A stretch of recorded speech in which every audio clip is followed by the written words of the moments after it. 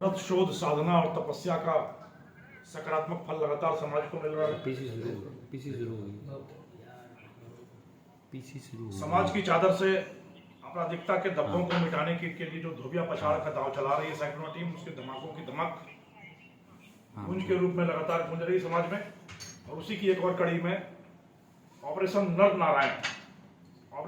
नारायण चलाकर 50,000 के इनामी कुख्यात वांछित अपराधी बद्रीराम पुत्र गंगाराम को कल ओसिया इलाके से गिरफ्तार कर सकने में पुलिस को सफलता मिली है। सुरा, सुंदरी, शादी, संपत्ति, सत्ता, संघर्ष और सनक, इन 7 रंगों के सरगम का सरताज रहा है बद्रीराम।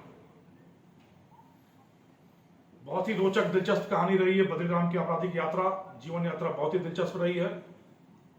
अब तक करीब 44 अपराध पुलिस के संज्ञान में आ चुके हैं, जो दर्ज हो चुके हैं बद्रीराम के द्वारा कारित किए हुए 44 अपराध। मेवाड़ और मारवाड़ के 6 जिलों में अपराध की गूंज मचा चुका बद्रीराम। चोरी, नकबजनी, वाहन चोरी, शराब तस्करी, पुलिस के साथ मारपीट, हत्या का प्रयास, मारपीट, वाहन चोरी, बलात्कार जैसे हर तरह के संगीन अपराधों में लिप्त रहा है कुख्यात अपराधी बद्रीराम। आज से 27 साल पहले अपनी आपराधिक यात्रा शुरू की बद्रीराम ने। जब 10वीं की पढ़ाई करने के बाद अपने ही आवारा भाइयों की संगत में आकर गुमराह हो गया और जल्दी पैसे कमाने की धुन, परिवार को समृद्ध करने की सनक जगी। एक चचेरे बड़े भाई की शादी के लिए पहला अपराध किया, गांव के ही कोऑपरेटिव सोसाइटी में चोरी की। और उसके बाद जब चोरियों का, नकबजनियों का सिलसिला शुरू किया बद्रीराम ने, तो 25 मामले दर्ज हुए बद्रीराम के खिलाफ। विशेष रूप से मंदिरों में चोरी का शौकीन रहा बद्रीराम। इलाके के जितने भी मंदिर हैं, चाहे खिंदकौर मंदिर हो, वापिनी मंदिर हो, पुनासर मंदिर हो, मेवाड़ मारवाड़ के ज्यादातर मंदिरों में कई बार जाकर चोरी की वारदातों को अंजाम दिया। कई बार पकड़ा गया, कुछ महीने जेल में काटे और फिर छूटता रहा। यह सिलसिला लगातार चलता रहा और इसी के साथ कई सारे शौक पनपते रहे। चाहे विलासी जीवन जीने का शौक हो, वेश्यावृत्ति का शौक हो, रंगीन मिजाजी का शौक हो, वो लगातार गलत तरीके से आते पैसों के साथ परवान चढ़ते रहे। पिता का मोह, पिता की ममता, पिता का पितृत्व हमेशा बद्रीराम के जीवन पर एक कहर की तरह बरपता रहा। जेल जाता रहा बद्रीराम, पिता उसकी जमानत कराते रहे।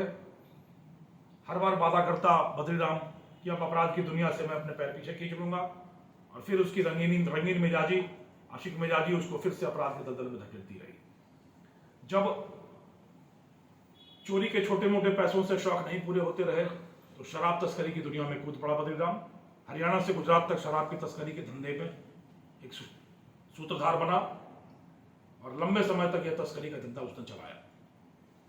इसमें भी पकड़ा गया, जेल गया, और जेल जाकर मन इतना बढ़ा कि जेल की दीवारें तोड़कर भी जेल से फरार हुआ।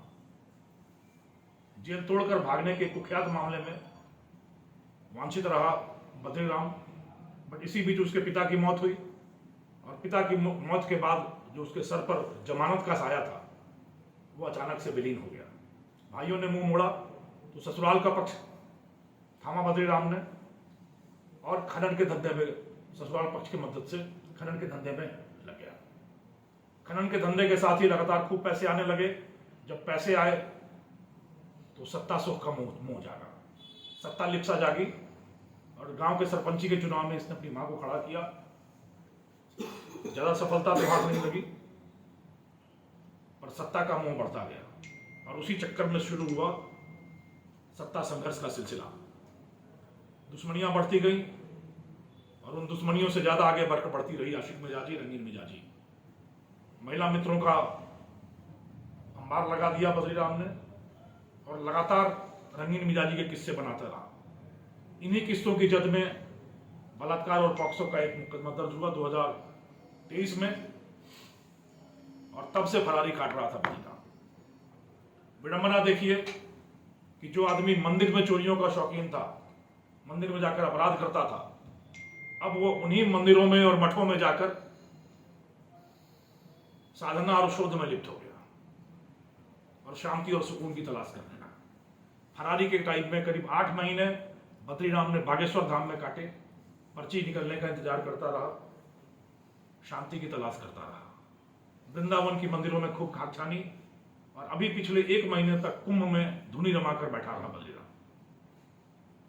पर इस समय सारी साधना और तपस्या पर हमेशा बद्रीराम की विषय वासना भारी पड़ती रही और हर 1-2 महीने में वो अपने महिला मित्रों के चक्कर में जोधपुर के इलाके में आता रहा।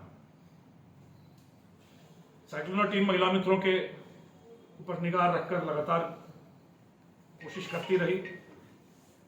करीब 2 दिन पहले फिर एक महिला मित्र से मिलने उटाम्बर इलाके में आया। जब भी महिला मित्र से मिलने आता था तो इसकी सनक यह होती थी कि खूब बढ़िया कपड़े, जूते, चश्मा और धुली धुलाई लग्जरी गाड़ी लेकर ही जाता था। तो जब उटाम्बर की महिला मित्र से मिलने गया तो उस समय इसने ओसिया इलाके के एक वर्कशॉप में अपनी गाड़ी अच्छे से धुलवाई और गया। वह महिला मित्र बीमार मिली तो दूसरी महिला मित्र के चक्कर में घूमने लगा।